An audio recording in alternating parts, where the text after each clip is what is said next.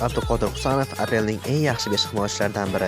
Squashka statistik portali xabariga ko'ra, Manchester City himoyachisi Abduqodir Husanov to'pni olib qo'yish bo'yicha APLning eng yaxshi 5 himoyachisi reytingidan joy oldi. Raqibdan to'pni olib, muvaffaqiyatli olib qo'yish ko'rsatkichi bo'yicha 91.7% ko'rsatkich qayd etyapti. Bu borada u APLda barcha o'yinchilar orasida 5-o'rinda.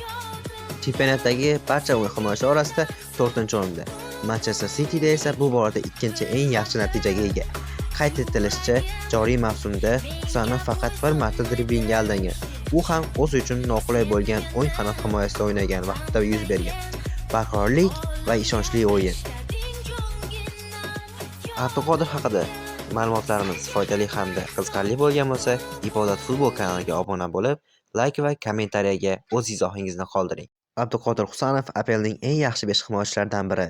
Squashka statistik